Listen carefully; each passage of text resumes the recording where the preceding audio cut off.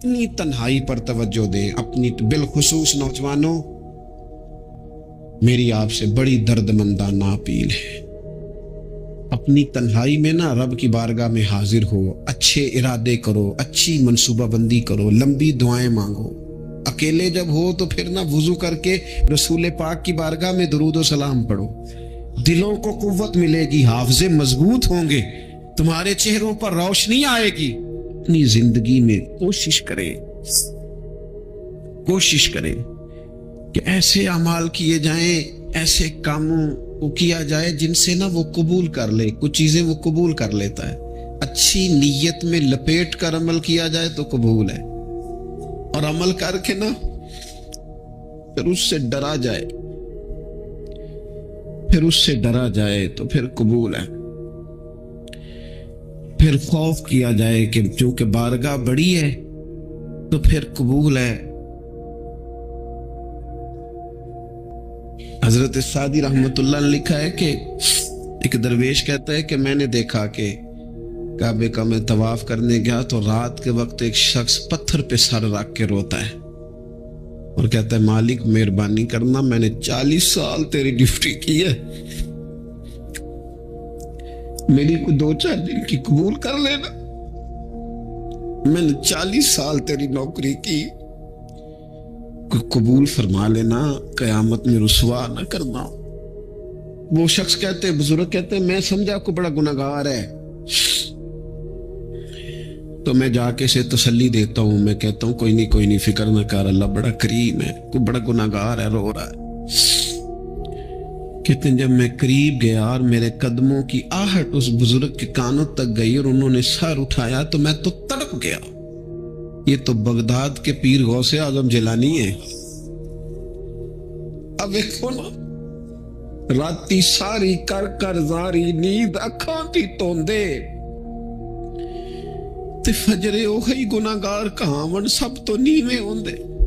کہ میں نے 40 سال کی ہے تیری ڈیوٹی، تیرے دین کی نوکری، کو 2-4 دن کی، چل زیادہ نہیں، تو اسے قبول کر لینا تاکہ بات بن جائے. قبولیت کا خوف، قبولیت ہو جائے تو اچھی نیتیں، اچھے ارادوں کے ساتھ نیک اعمال، اور کچھ چیزوں سے بچا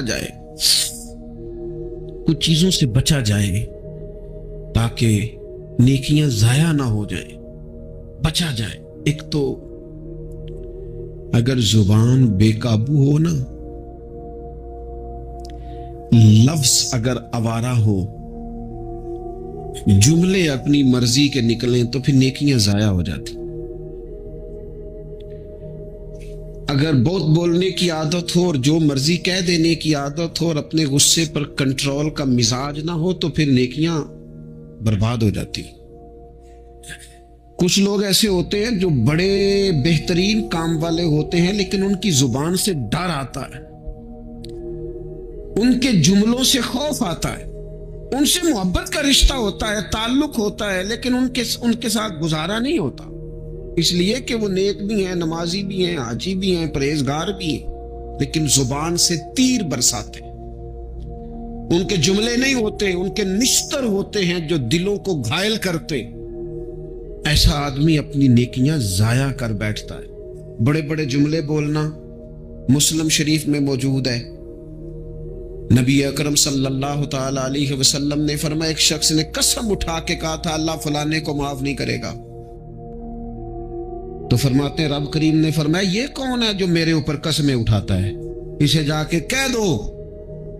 وہ بظاہر جسے گناہگار سمجھ کے تو نے کہا تھا نا اللہ اسے معاف نہیں کرے گا، جا اسے کہہ دو میں نے اسے معاف کر دیا.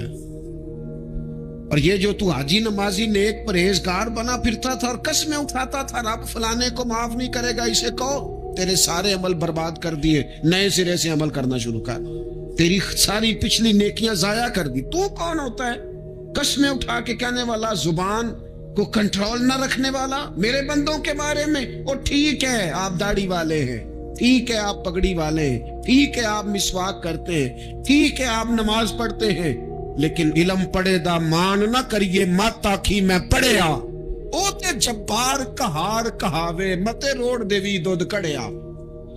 آپ نیک ہے تو اس کا مطلب ہے آپ کو جس کو مرضی گناہگاری کا آپ سرٹیفکیٹ جاری کرتے پھریں گے.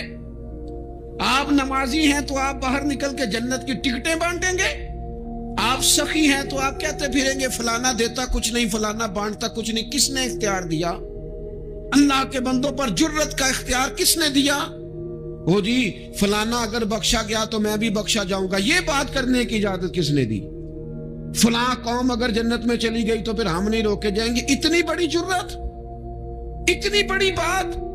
تو کون ہوتا ہے رب کی جنت اور کے بارے میں فیصلے کرنے والا؟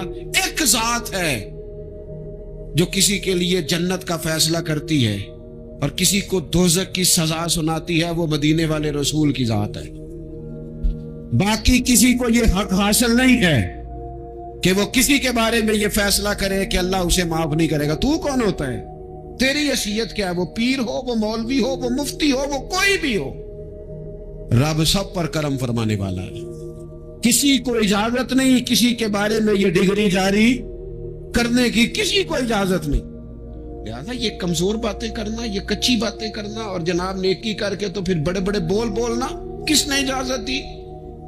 میں ممبر پہ بیٹھا ہوں اور مجھے سالوں بیت گئے تبلیغ کا کام کرتے، میں ایسے لوگوں کو جانتا ہوں جن کا بالکل نام نہیں آتا لیکن انہوں نے اپنی زندگی میں کروڑوں روپے راہ خدا میں خرچ کیے، ان کا کہیں ذکر نہیں، کہیں انہوں نے تذکرہ نہیں کیا، لیکن وہ ہر روز رات کو اٹھ کے تہجد پڑھتے ہیں۔